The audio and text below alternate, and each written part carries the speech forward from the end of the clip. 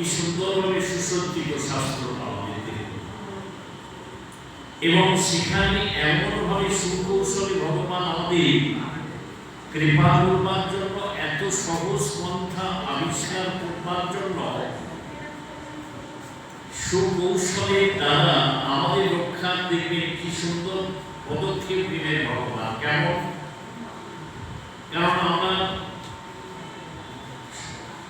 পূর্ব জন্মে যে কর্ম করেছি, এই জন্ম পেয়ে যে কর্ম করেছি, অনন্ত পাপ রাশির উপরে দাঁড়িয়ে আছি আমরা। কিন্তু আমরা খুব গলা ফাটিয়ে তর্ক করি, পাপ করিনি আমরা, কিন্তু অজ্ঞানও পাপ হয়, সেটা স্তূপীকৃত হয়ে আছে পাপ। এই দেহ মন কখনো ভগবত চরণে যাবে না যতদিন পাপের প্রায়শ্চিত্ত না হয়। কিন্তু প্রায়শ্চিত্ত করবার জন্য যেভাবে আমাদের পঞ্চ মহাভূত যজ্ঞে